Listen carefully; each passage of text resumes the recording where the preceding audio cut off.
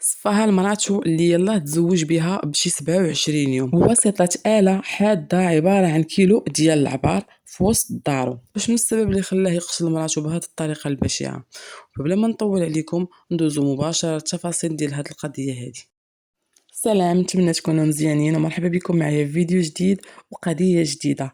فكالعاده الا ما كنتوش مشتركين في القناه وكان كيعجبكم المحتوى ديالي والقصص اللي كنحكي لكم، اشتركوا معايا في القناه باش يبقى يوصلكم دائما الجديد ديالي. وبالنسبه للناس الاهل الدار غادي نقول لكم مرحبا بكم معايا.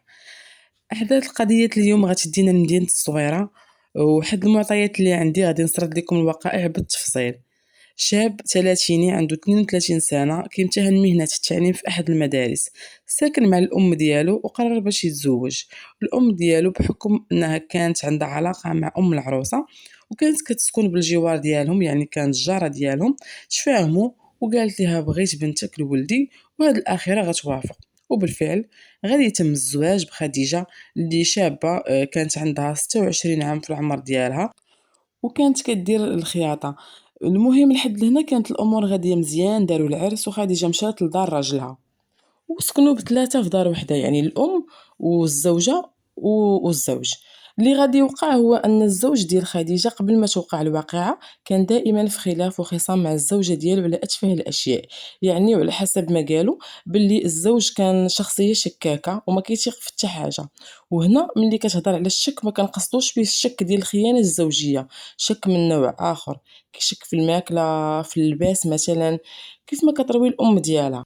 فمثلا غير الا تغدات هي والام ديال الزوج ديالها وخلاو ليه مثلا الغدا ديالو حيت كيكون هو في العمل، ملي كيجي كيتسخن ليه غداتو تحطو ليه، هو كيقول لها لا كولي كولي فيه واقيلا انت دايره فيه شي حاجه، الا ما كليتيش انت ما ناكلش انا. المهم هذا النوع من الشك وصافي على حسب ما روات الام ديالها. وبزاف ديال التفاصيل اللي ذكرات الام ديالها، هو غير بين قوسين راه كاين الوسواس القهري اللي كيخلي الانسان يشك في اي حاجه. وهذا النوع من الشك راه الا ما تعالجش كيتطور لشي حوايج اللي صعاب بزاف. وللاشاره راه واخا كان الزوج ديالها مشكاك بزاف، ولكن ما كان كيتعالج عند حتى شي طبيب ولا بسيكولوج، ماشي فحال كيف ما كانوا كيروجوا بعض الصفحات. الانسان ملي وصل لهاد المرحله خاصو بصراحه يمشي يشوف الطبيب. راه عادي اي واحد فينا يقدر يمشي يتبع عند بسيكولوج ولا طبيب نفساني، حيت كيف ما اي عضو في الجسم ديالنا كيمرض راه حتى النفسيه كتمرض. غادي نرجعوا دابا عند خديجة شوية. خديجة كانت كتعاود للأم ديالها كلشي، باللي حتى الأم ديالو كان طبعها خايب وكتحاسب معها على الصغيرة والكبيرة، وكتقول باللي ما كتخليهاش تصبن في ماكينة الصابون، كتقول لها صبني غير بيديك. وحتى الا صبنت كاع كتقول لها صبني مرة في السيمانة حيت الماء كيجينا غالي، وما كتعاملش معاها مزيان.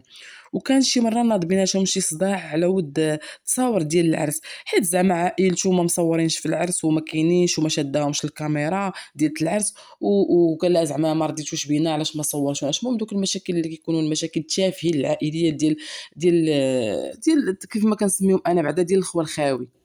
زائد انه اي حاجه طيبتها كيعيبها ليها، وملي كيساليو الماكله كتبغي تغسلي يديها.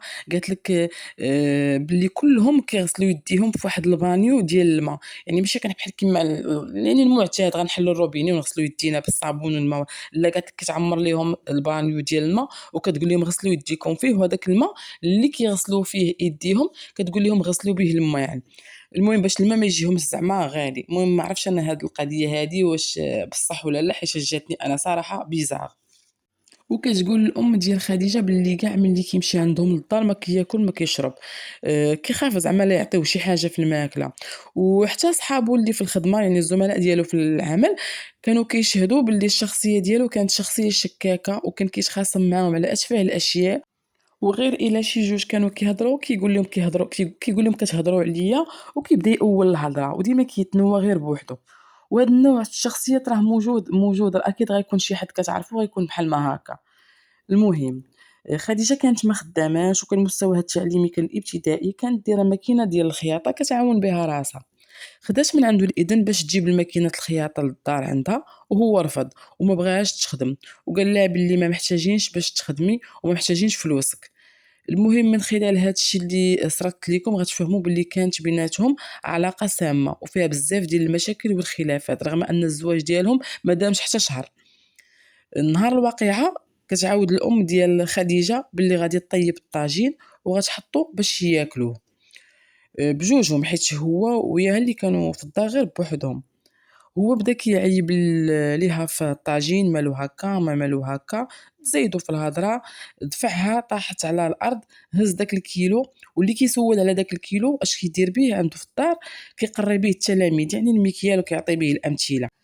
المهم غادي يهز داك الكيلو غيضربها به بزاف الضربات في كامل الجسد ديالها. ملي غيقتلها غيخليها تما مليوحه في وسط الدار، وغادي يمشي غادي يبدل حوايجو وغادي يشد طاكسي وغيمشي نيشان للكوميساريه وغادي يسلم راسو للشرطه، وغادي يعاود لهم التفاصيل كلها ديال الجريمه وكيفاش قتل مرته. اعترف باللي قتلها وتم الاعتقال ديالو وحطوه تحت الحراسه النظريه باش يمثل امام وكيل الملك. القضيه ديال اليوم سالات، ما بغيتش نطول عليكم الفيديو ونطرق لبزاف ديال التفاصيل وانا كنسرد لكم في الواقعه، ولكن غادي نتوقف هنا وغنقول لكم اي واحد فينا كيحس براسو نفسيته ما مرتاحاش او مريض بالشك او الوسواس القهري او اي عارض من الاعراض ديال الامراض النفسيه، فما فيها باس الانسان يشوف الطبيب النفسي ويتبع مع الطبيب وياخد الادويه. من راسي انا وجبد، ولكن للاسف المغاربه مازال عندهم فكره ديال اي واحد كيمشي عند الطبيب النفسي كيحسبوه بحال شي واحد اللي هبيل، وهذا هو الاشكال. خاص الانسان يكون صريح مع ذاته ويقصد الطبيب في اي لحظه حس براسو ما مرتاحش.